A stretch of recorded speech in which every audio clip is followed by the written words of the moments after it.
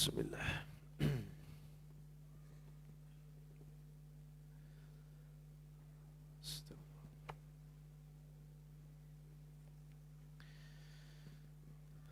Astagfirullah. Astagfirullahalazim. Astagfirullahalazim. Astagfirullahalazim. A'udzu billahi minasyaitonir rajim. Bismillahirrahmanirrahim. Assalamualaikum warahmatullahi wabarakatuh.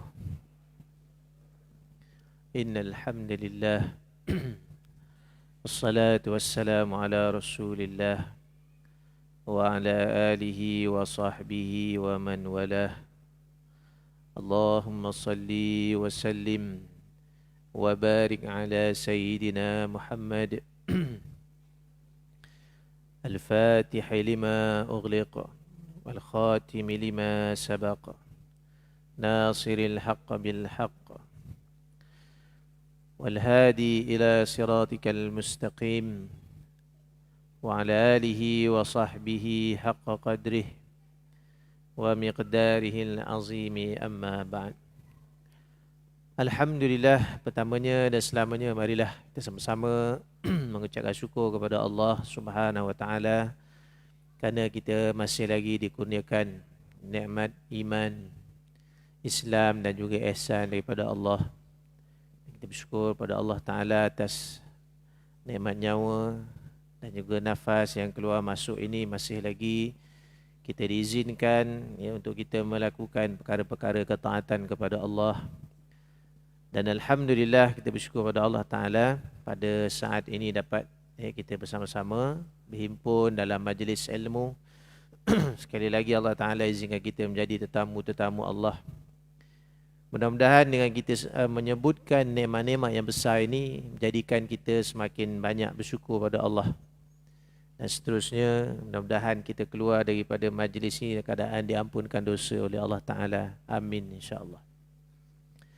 Tuan-tuan muslimin, muslimat, anak-anak yang dimuliakan Allah Ta'ala, insyaAllah hari ini kita sambung dalam kitab Arba'in fi Usuluddin, 40 tentang usul agama.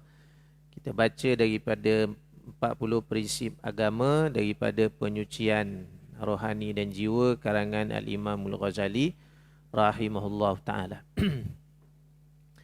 Jadi malam ni kita sambung tajuk seterusnya daripada kitab ini yang bertajuk prinsip ke-8 menegakkan hak-hak kaum muslimin. Ya. Menegakkan hak-hak kaum muslimin dan bergaul baik dengan mereka. Siapa yang ada buku ke surat 91 ya.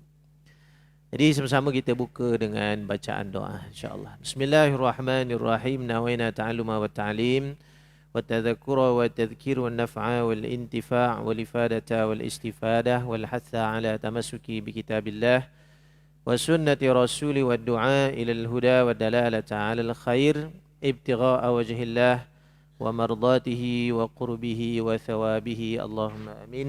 اللهم رزقنا هداية للصواب وصدقا في القول وإخلاصا في النية والأعمال. Tuan-tuan muslimin muslimat, anak-anak yang dimuliakan Allah Subhanahu wa taala. Baik, tajuk malam ni menegakkan hak-hak kaum muslimin. Setiap orang yang namanya muslim beriman itu ada hak dia. Yang mesti kita berusaha untuk menunaikannya. Dan juga bergaul baik dengan mereka. Kerana menegakkan hak-hak kaum muslim dan bergaul baik dengan mereka itu salah satu daripada tiang agama. Ya, maknanya kita ini sampai kepada Allah Subhanahu Wa Taala ya melalui Allah Taala. Dan Allah Taala itu berhak untuk meletakkan jalan sampai kepadanya itu dengan berbagai jalan. Ada orang yang sampai kepada Allah dengan menuntut ilmu. Ada orang yang sampai pada Allah dengan dia menunaikan hak-hak orang beriman. Ya. Ada orang sampai kepada Allah Subhanahu Wa Taala dengan berkhidmat pada agama dan berbagai-bagai lagi. Ya. Kerana itu menunaikan hak kaum muslimin, ya, termasuklah ahli keluarga kita. Contohnya hak kita sebagai suami, wajib memberi nafkah kepada isteri dan anak-anak. Itu namanya menunaikan hak. Ya. Dan apabila tertunai hak-hak mereka, ya, isteri pun menunaikan hak mereka kepada suami, kepada anak-anak. Kita menunaikan hak jiran tetangga kita, ya, selayaknya dihormati, dimuliakan, maka ia menjadi salah satu daripada jalan menuju kepada Allah Subhanahu wa taala. Sebab tu kalau kita tengok dalam hadis-hadis Nabi SAW itu, ya, beberapa hadis menerangkan tentang pentingnya menjaga hubungan dengan jiran. Sehingga dalam mafhum hadis baginda SAW pernah, ya, bersabda dalam maksud hadis bahawa Jibril sering mendatangiku dan memperingatkan aku tentang perihal kejiranan. Jiran ni penting sangat. Maknanya menjaga hak, menjaga hubungan dengan jiran-jiran. Sehingga maknanya kerapnya Jibril datang berpesan tentang itu, sehingga seolah-olah jiran ini layak untuk mendapat faraid ataupun pewarisan. Ini penting. Bukan maksudnya jiran boleh dapat faraid, tak boleh pun. Tapi nak cerita urusan dia sangat penting. Sehingga sentiasa diingatkan oleh Jibril alaihissalam kepada baginda sallallahu alaihi wasallam. Setiap manusia melakukan perjalanan. Usia mereka berjalan bersama dengan perjalanan bahtera dan para musafirnya. Namun ketahuilah bahawa manusia di dunia ini ada yang sendiri, ada yang bersama dengan orang-orang yang terdekat ataupun kerabatnya, seperti keluarganya, anaknya, ya, tetangganya, atau bersama manusia daripada kalangan umum. Maka terdapat 3 keadaan yang mesti diiringi dengan pergaulan yang baik dan dipenuhi semua hak dalam setiap keadaan tersebut. Sehingga dalam hadis yang lain ada disebutkan, antaranya Nabi SAW bersabda, la yu'minu ahadukum hatta yuhibba li akhihi ma yuhibbu li nafsihi. Dalam hadis 40 tu ada. Tidaklah kamu dikira beriman apabila kamu tidak menyayangi saudaramu sendiri seperti mana kamu mencintai dirimu sendiri. Maksudnya tidak dianggap beriman itu tidaklah sempurna iman. Ya, maknanya sempurnanya iman itu apabila kita berjaya menganggap kaum muslimin di sekitar kita, jiran kita, sahabat kita itu, ya, sama penting, bahkan lebih penting daripada diri kita. Ya, nak kata kita begitu menghargai dan juga memuliakan. Baik, ada 3 jenis keadaan. Ataupun tiga jenis tadilah. Orang tu macam mana jenisnya? Pertama, jenis orang yang sendirian. Orang seperti ini mesti memahami dirinya sendiri dan menyedari bahawa batinnya terdiri dari sejumlah makhluk yang berbeza watak dan juga karakter. Jika dia tidak boleh berhubung baik dengan mereka dan tidak dapat menegakkan hak-hak mereka, maka dia akan binasa. Kumpulan tentera batin ini berjumlah banyak. Firman Allah SWT dalam Quran, wa ma ya'lamu junuda rabbika illa huwa. Tidaklah diketahui, tiadalah yang mengetahui tentera Tuhanmu itu illahu, kecuali dia sendiri. Ya, Allah Ta'ala. Surah Mudaththir ayat 31. Kata Imam Ghazali rahimahullah, kami telah jelaskan sebahagiannya tentang tentera-tentera batin ini dalam kitab, dalam bab Ajaibul Qulub, ya. Dan sekarang kami sebutkan para pemimpin dan panglima tentera tersebut. Kami katakan bahawa dalam nafsumu, dalam dirimu terdapat nafsu yang mengarahkan sesuatu yang bermanfaat kepada jiwamu. Ada juga nafsu ammarah, ya, maknanya yang berbahaya. Ada akal, maknanya antara tentera batin ini, pertamanya nafsu kita. Kalau dididik dengan baik, maka ia akan membawa kepada kebaikan. Sebab itu nafsu ni didikan dia bukan macam sekolah. Ada pasti, kemudian masuk sekolah rendah, masuk sekolah menengah, universiti. Bukan itu. Ya, nafsu ni didikannya setiap masa. Setiap masa. Sebab tu pendidikan melawan hawa nafsu itu berterusan sehinggalah kita bertemu dengan Allah Subhanahu wa taala. Dan ada tentera batin yang kedua adalah akal yang memikirkan segala masalah dan menjaga semua yang berada di bawah perlindungannya. Maka kamu berdasarkan, maknanya kita ini kalau ikutkan nafsu amarah adalah seperti anjing. Itu contoh. Dalam nafsu amarah ni, nafsu ammarah ni yang jahat ni, ada perangai-perangai yang Allah zahirkan daripada bentuk binatang. Contohnya seperti anjing, dan juga ada nafsumu yang seperti binatang an'am, binatang ternak. Sebab tu dalam pembahagian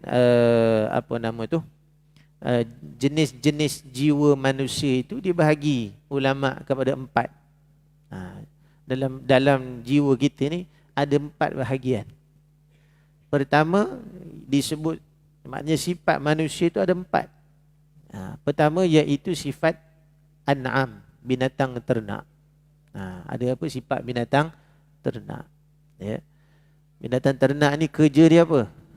Makan, lepas makan buang air, lepas tu tidur. Cukup masa mengawan. Gitulah kitaran hidup dia. Ada tak dalam diri kita tu? Ada lah. Ada. Sebab tu kita kena mukhalafah, buat perbezaan. Kita makan pun menyebut nama Allah, tidur pun menyebut nama Allah. Tu mukhalafah tu, buat perbezaan. Binatang tidur dia tak baca doa tuan-tuan. Bismillahirrahmanirrahim, ahyamamu tak baca. Kalau kita tak baca lebih kurang lah tu. Boleh tak? Kita kan manusia, diberi akal. Sebab tu kena buat perbezaan.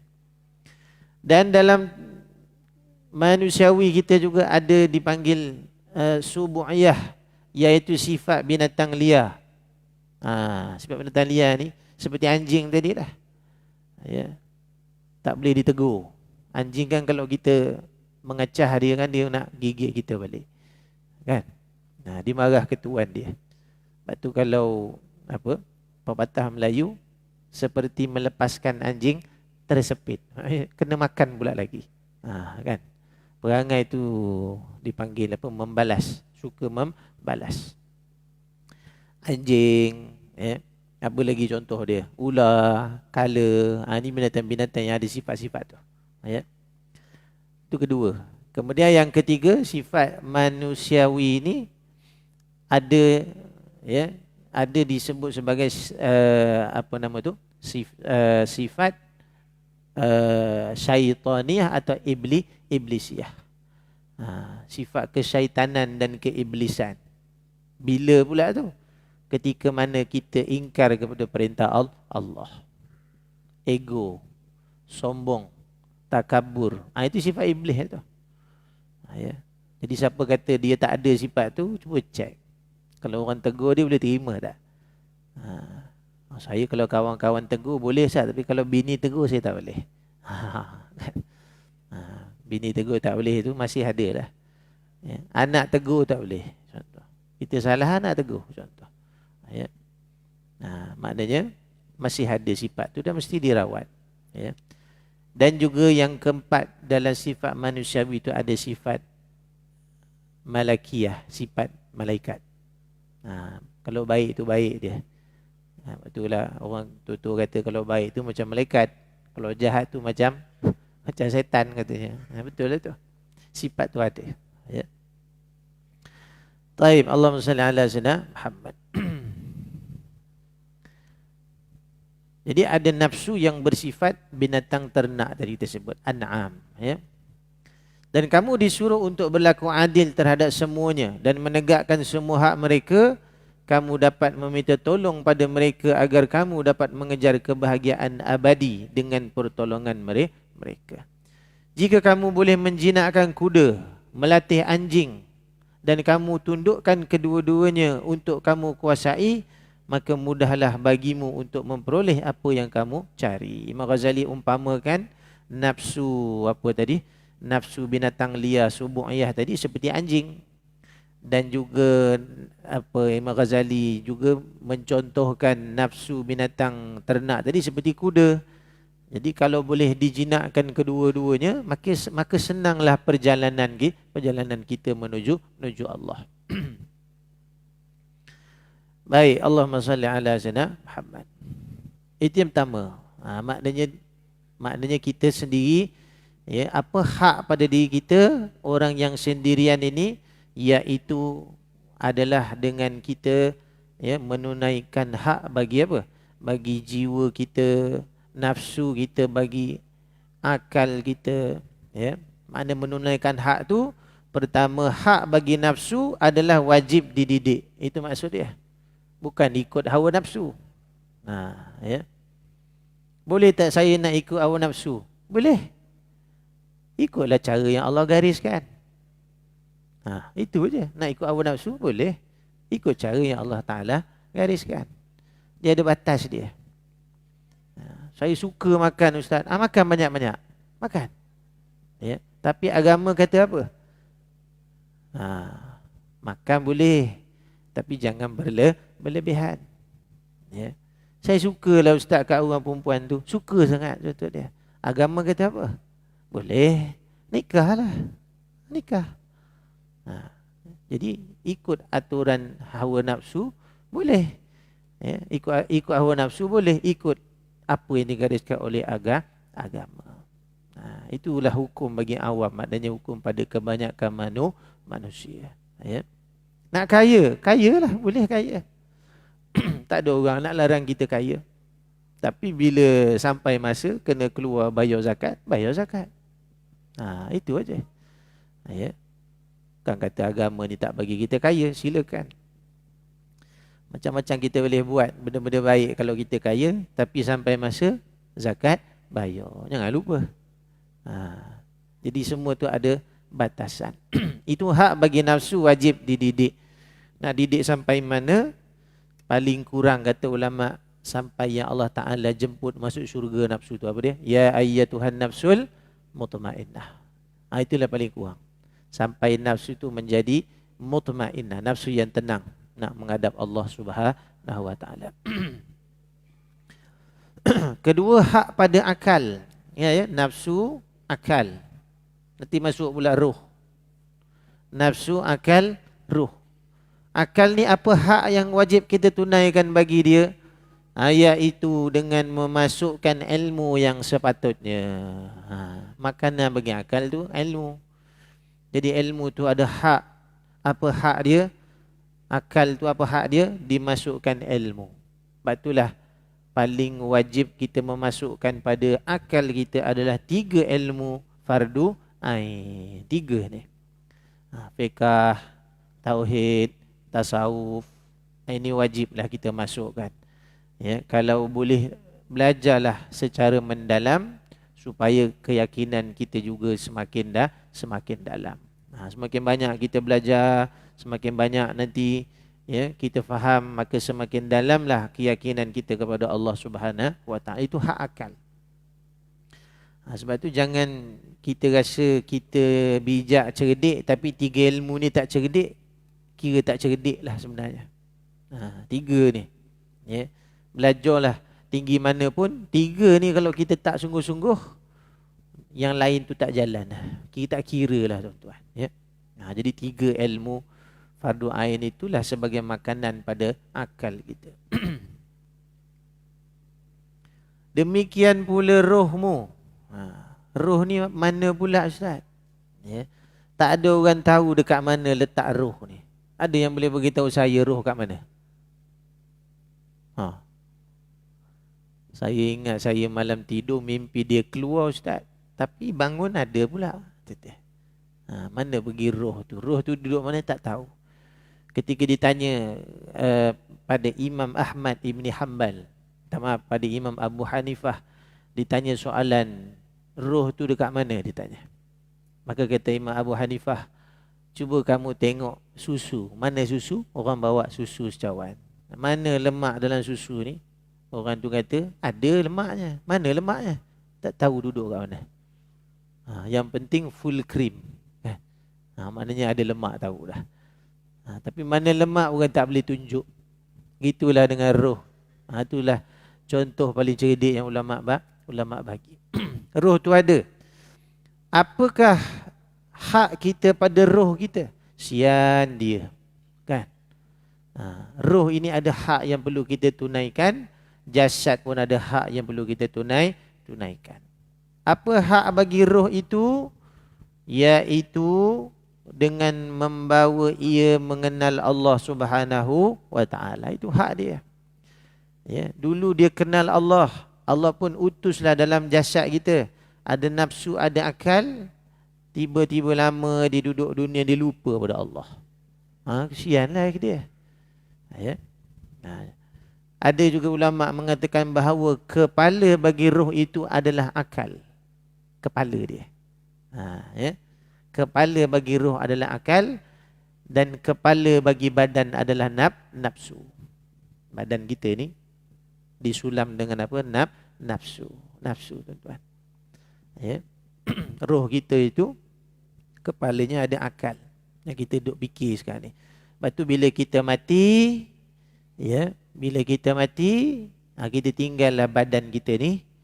Ya, maka bila roh keluar tu umpama apa? Umpama keluar daripada sangkar, burung yang keluar daripada sangkar. Dia telah meninggalkan bahagian besar daripada nafsu dia. Nafsu dia, dia suka makan, suka minum, suka suami isteri, suka dunia, itu bahagian daripada nafsu. Bila dia putus saja daripada badan dia, dia dah tak ada keinginan makan, tak ada dah. Tak ada keinginan minum, tak ada. Ya. Sebab itu semuanya bahagian apa? Nafsu. Jadi dia bebas ketika itu. Sebab itulah dalam kitab Ar-Ruh Imam Asyuti rahimahullah disebutkan roh orang beriman itu ketika dia keluar daripada jasad, ya, maka itulah sebenarnya itulah dinamakan sebenarnya kebebasan. Kebebasan. Sebab selagi ada nafsu, kita akan berat untuk menghadap Allah Subhanahu wa taala.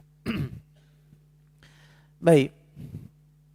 Oleh kerana itu, kamu mestilah bergaul dengan baik kepada 3 jenis kawan dekatmu ini. Ini untuk diri kita ni.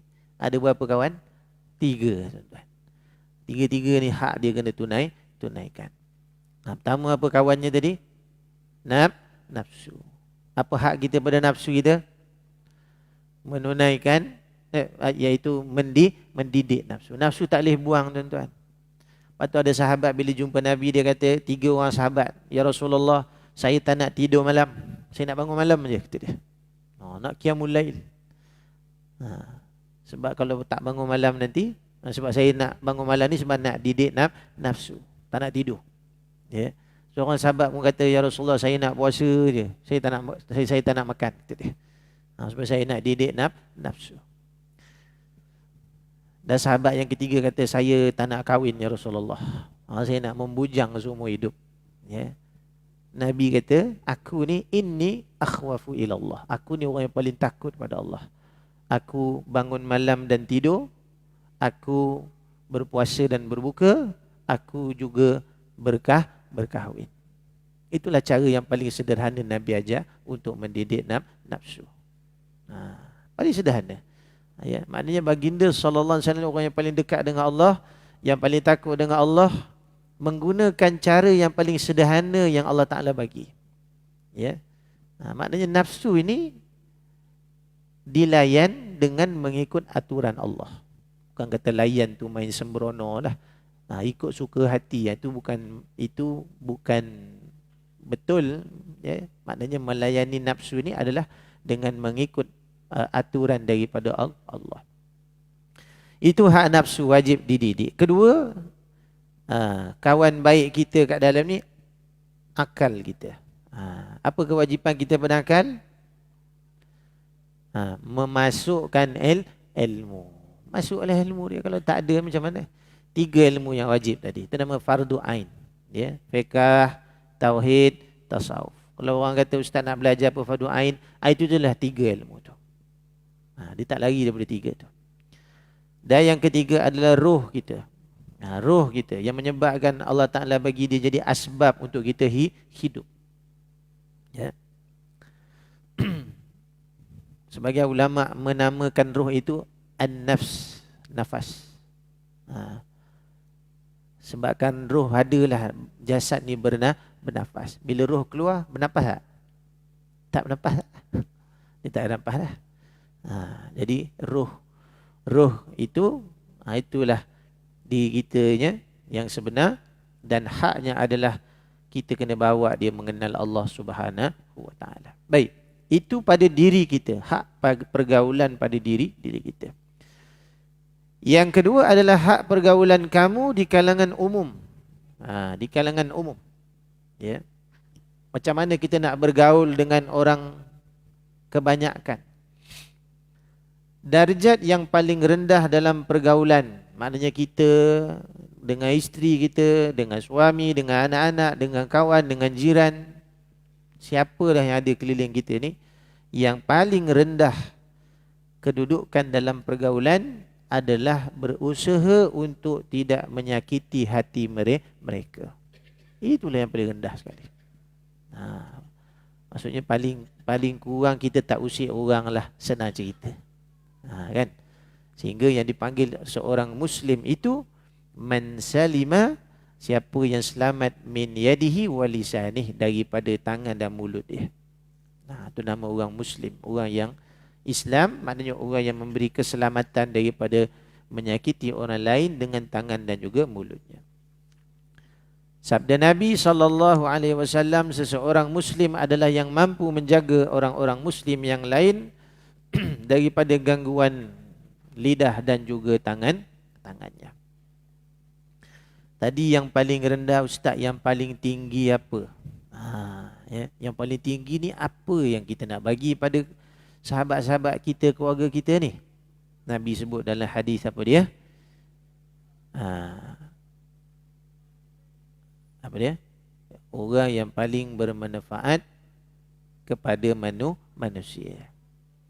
Yang terlebih tinggi dari hal apa tadi, menggauli manusia tadi, adalah kamu mestilah menjadi orang yang bermanfaat bagi mereka dan kamu berlaku baik kepada mereka. Ya, itu yang paling baik. Khairun nas anfa'ahumun nas. Sebaik-baik manusia itu adalah yang memberi manfaat, dan sebesar-besar manfaat itu adalah manfaat akhirat. Manfaat apa? Akhirat. Bukan mesti jadi ustaz boleh bagi manfaat akhirat. Kita sebagai ketua keluarga pun, sebagai ketua keluarga, penolong keluarga, beri manfaat akhirat, bagi peringatan pada keluarga. Ingatkan anak kita, isteri kita, jaga sembahyang. Ya, benda-benda ni datang daripada kita. Itu dipanggil manfaat akhirat yang paling besar. Ya. Dekat dunia ni, kita minta pada Allah ni biasa 3 daripada dunia ni. Ya, dia ada 3 ta. Pertama, harta. Betul, ya? Yang kedua, tahta. Ya. Yang ketiga, wanita. 3 tu biasa kita doa kan. Tak larilah doa kita tu. Ya. Betul kan? Hari-hari minta murah rezeki. Hari-hari kita minta ada rezeki naik pangkat. Hari-hari kita minta macam-macam lah kita minta. Ya. 3 tu tak lepas. Jadi kata ulama, amat murah doa kita kalau kita minta 3 tu saja. Kerana 3 tu hari-hari kita boleh dapat. Bahkan lebih baik daripada apa yang kita minta. Ya. Antaranya Nabi sebut dalam hadis, rakaataini qabla al-fajr khairum minad dunya wa ma fiha. Ya, kamu sembahyang 2 rakaat sebelum subuh, qabliyah subuh tu lebih baik daripada dunia dan seisinya. Oh, lebih baik Ustaz, lebih baik lah. Ya. Dah dapat yang lebih baik dah, minta lagi. Ya, bahkan lebih utama kita minta itu adalah hidayah daripada Allah. Itu paling mahal tu. Kita minta benda yang tak boleh beli. Ya, benda boleh beli maknanya murah lah. 1 juta pun murah sebenarnya. Boleh beli. Ya. Tapi benda yang tak boleh beli ni yang paling mahal. Itulah hidayah daripada Allah Subhanahu wa taala. Minta Allah bagi istiqamah dalam ibadah, minta Allah Taala bagi apa? Bagi nampak segala kebenaran. Allah bimbing kehidupan kita dengan nur daripada Allah. Itu paling utama sekali. Yang nanti yang tiga tadi dia akan ikut, tuan-tuan. Dia akan ikut. Dia akan ikut. Bila kita minta harta daripada Allah, kita tak minta hidayah, mungkin Allah boleh bagi harta, tapi kita tak dapat benda yang lebih baik daripada harta. Ya. Sebabnya kata Sayyidina Ali, harta itu kamu terpaksa menjaga dia. Kita terpaksa menjaga harta. Ya. Sedangkan keimanan, hidayah itu, dialah yang menjaga kamu. Bukan kita jaga. Dia jaga kita. Ya. Tuan-tuan nak kita jaga ke dia jaga? Dia jagalah. Ilmu, minta Allah tambah ilmu, tambah hidayah, tambah taufik, bagi istiqamah. Ini doa-doa yang wajib kita doa tiap-tiap hari. Baik. Jadi darjat yang paling rendah apa tadi? Tidak menyakiti. Dan darjat yang paling tinggi, apa dia tadi? Iaitu memberi manfaat. Memberi manfaat. Nabi SAW bersabda, barang siapa yang suka diselamatkan daripada neraka, maka hendaklah dia wafat dalam keadaan bersaksi bahawa tiada Tuhan yang disembah melainkan Allah, dan Nabi Muhammad SAW sebagai utusan Allah, dan hendaklah dia memperlakukan orang lain sebagaimana dia suka orang lain memperlakukan dengan perbuatan itu. Maknanya kalau kita buat orang lain buat baik, macam mana kita suka orang lain buat baik pada kita. Maka selamatlah dia daripada neraka. Bahkan kata ulama, adakah kamu hendak selamat daripada 2/3 siksaan neraka? Nak tak selamat daripada 2/3 siksa kubur? Minta maaf. Nak tak kita selamat daripada 2/3 siksa kubur? Nak. Ya. 1/3 siksa kubur ni adalah persoalan akidah, keyakinan pada Allah. 2/3 masalah kita di kubur ni, ya, adalah masalah hubungan sesama manusia. Kalau setakat dengan Allah ni, insya-Allah kita minta ampun, insya-Allah Allah ampun. Masalah dia 2/3 ni. Kata ulama 2/3 masalah soalan kubur ni, ya, azab kubur ni disebabkan hubungan sesama manusia. Allah. Jadi kata ulama, sesiapa yang nak selamat daripada 2/3 azab kubur, hendaklah dia berlaku baik kepada sesama manusia. Berlakulah baik. Firman Allah Subhanahu wa taala, khudil afwa, hendaklah kamu jadi orang yang pemaaf, wa'mur bil 'urf, suruhlah orang buat baik, wa a'rid 'anil jahilin, dan berpalinglah daripada orang-orang yang bodoh, orang-orang yang jahil. Suratul A'raf ayat 199. Di antaranya dia mestilah menghormati orang-orang tua dan anak-anak kecil. Ya. Dan baginda sallallahu alaihi wasallam bersabda, ya, sesiapa yang tidak menyayangi anak kecil, tidak menghormati orang-orang tua, falaisa minna, mereka bukan daripada golongan kami, orang yang tak ikut ajaran Nabi. Sebab Nabi ni orang yang suka ihtiram, memuliakan anak-anak dan juga memuliakan orang-orang tua. Bahkan Nabi bila jumpa anak-anak, Nabi dulu bagi salam. Itu akhlak Nabi SAW. Kita kalau boleh anak-anak tu bagi salam pada kita. Tu kita punyalah. Kita kata hormat tu orang kena hormat dulu pada kita, tidak. Nabi tak begitu. Ya. Nabi tetap memberi salam walaupun kepada anak-anak kecil.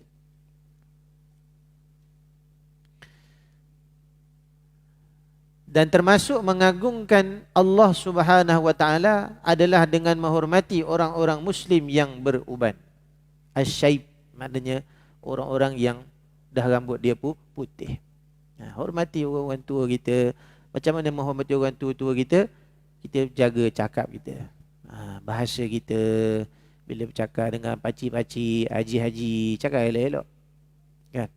Sebab usia makin berusia ni, makin senior dalam hidup ni, kadang hati tu makin nipis. salah cakap tu terasa dia lebih. Kena cakap tu dengan orang tua kita begitu. Kadang-kadang kita kena makan sakit dulu berbanding memberi dia sakit. Tak apalah orang tua tak sakit, kita sakit hati tak apa. Kadang-kadang begitu hidup tu. Kerana ulama suruh kita melakukan kebaikan kerana Allah. Dan jangan menagih kebaikan daripada manusia. Pasti kita akan kecewa. Menagih kebaikan pada manusia daripada makhluk, kita akan kecewa. Ya. Kahwin dengan isteri, menagih bahagia daripada isteri. Bahagia tak? Semua geling kepala. Muslimah tak nampak tu. Saya nampak kat depan.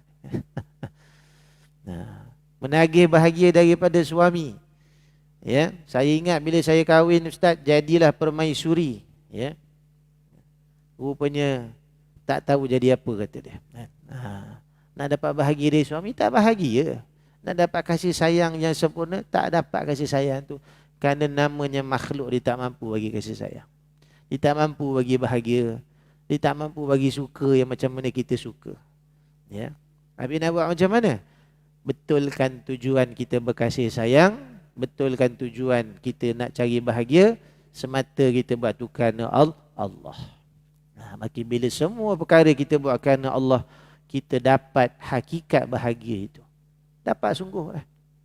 Tak apalah ustaz, walaupun isteri saya perangai dia macam ni, alhamdulillah, mujur dekat saya. Kalau kat orang lain mesti dah dicerainya, katanya. Nak bagi tahu tu. Ya. Alhamdulillah ustaz, mujurlah suami saya macam ni. Ya. Kalau dia jadi suami orang lain, saya tak tahulah, kata dia. Memang Allah hantar tu pada orang yang sesuai. Ya. Azan. Sikit lagi kan. Okay. Kita habiskan sikit ni, nanti kita bagi azan. Ya.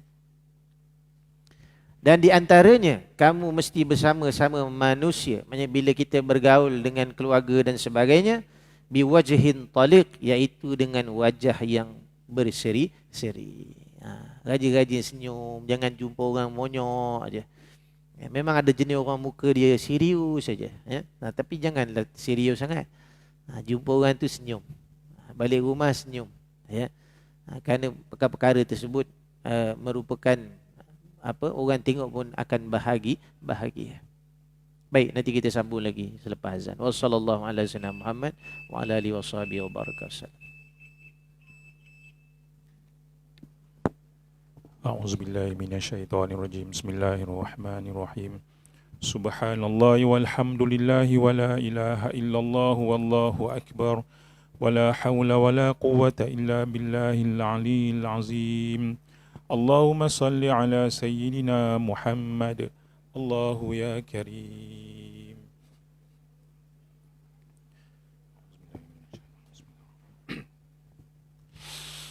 Allahu akbar, Allahu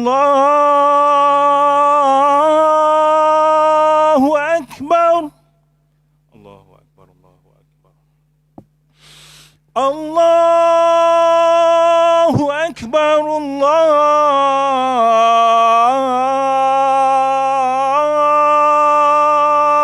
akbar. Allahu akbar, Allahu akbar. Asyhadu an la ilaha illallah. Asyhadu an la ilaha illallah.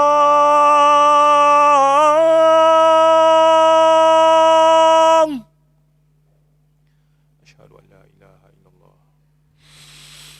Asyhadu an la ilaha illallah. Asyhadu an la ilaha illallah.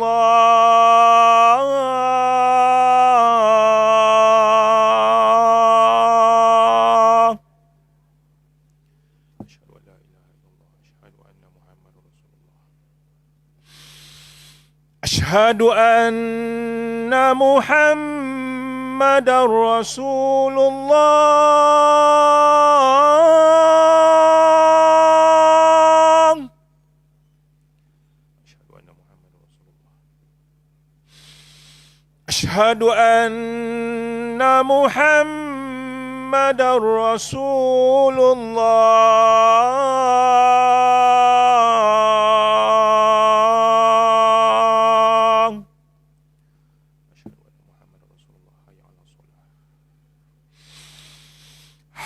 على الصلاة.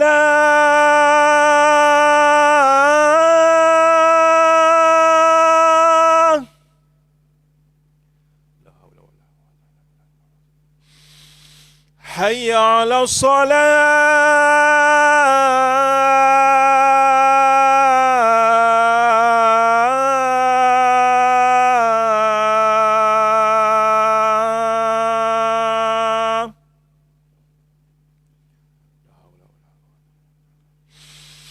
حي على الفلاح.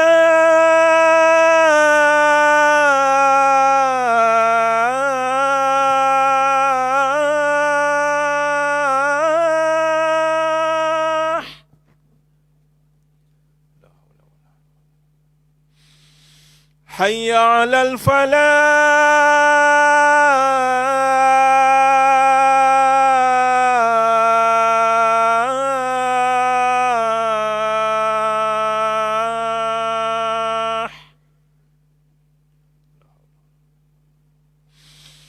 الله أكبر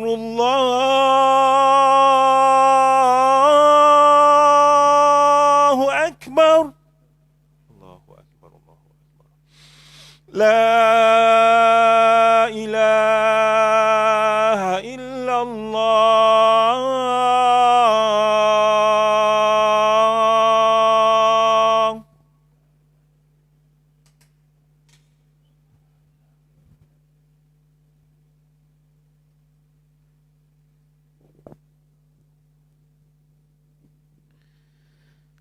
La ilaha illallah Muhammadur Rasulullah.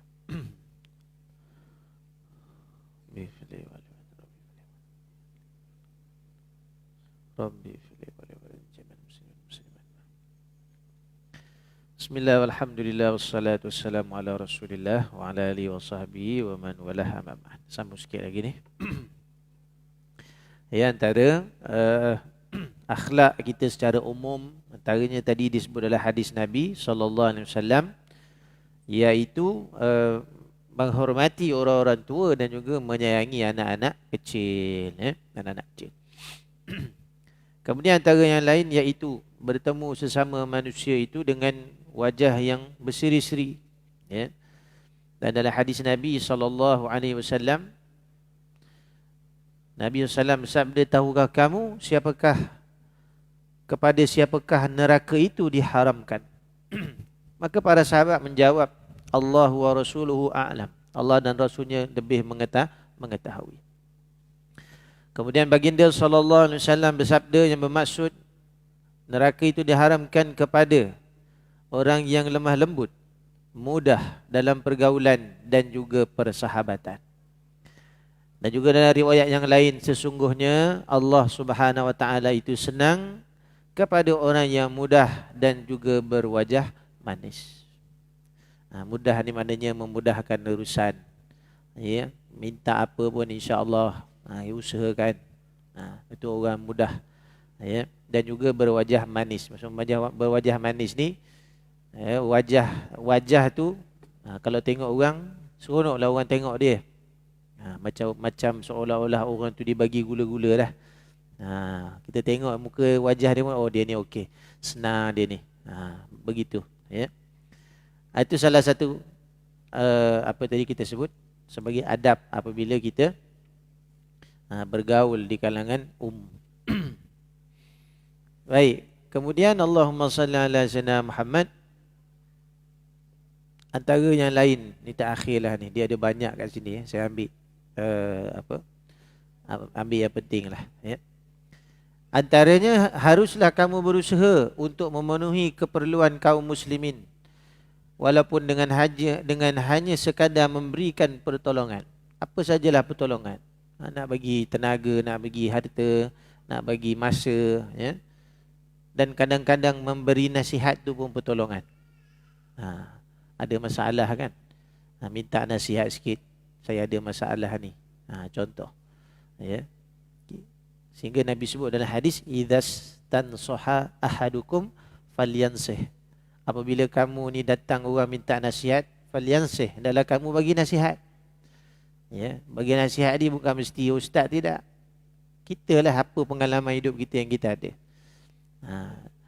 Dan terkadang nasihat kita itu walaupun tidak menyelesaikan masalahnya 100%, tapi paling kurang 20% masalah dia hilang. Dengan nasihat dia. Itu paling kurang. Ya. Dan jangan jadi orang yang suka pula tambah masalah. Itu masalah juga. Orang ada masalah, jumpa, kita menambah masalah dia. Ya. Jadi jadi orang mudah tadi. Dan baginda SAW sabda, tolonglah saya, nescaya kamu akan mendapatkan pahala. Sesungguhnya saya ingin sesuatu, kemudian aku tangguhkan agar kamu menolong saya dan kamu pun mendapatkan pahala. Ya, maknanya apa saja cara kita boleh tolong saudara-saudara kita, maka berusahalah tolong. Kemudian jika kedua orang Muslim bertemu, kemudian saling berjabat tangan, maka tercurahlah untuk mereka 70 rahmat, 69 untuk yang paling bagus kebaikannya. Inilah contoh-contoh kebaikan-kebaikan ya, yang mungkin ya tuan-tuan banyak dah buat, lebih daripada yang kita sebut pada malam ni. Jadi kesimpulannya malam ni dua perkara. Yang pertama, bagaimana kita menunaikan hak untuk diri kita sendiri. Dalam diri kita ni ada tentera-tentera Allah, nafsu, ada akal, dan juga adanya roh kita. Maka hendaklah ditunaikan haknya. Dan yang kedua adalah hak-hak sesama kaum muslimin. Yang paling ringan sekali adalah tidak menyakiti hati mereka, dan yang paling tinggi adalah berusaha memberikan manfaat kepada mereka. Jadi mudah-mudahan apa yang kita belajar malam ni sikit sebanyak memberikan ilmu dan kesedaran kepada kita, seterusnya menjadikan kita insan yang lebih baik dan lebih dekat pada Allah Subhanahu wa taala, insya-Allah. Jadi sekadar itu yang baik datang daripada Allah, kurang, lemah dan hina, kekurangan diri saya sendiri. Wa'afu minkum. Assalamualaikum warahmatullahi wabarakatuh.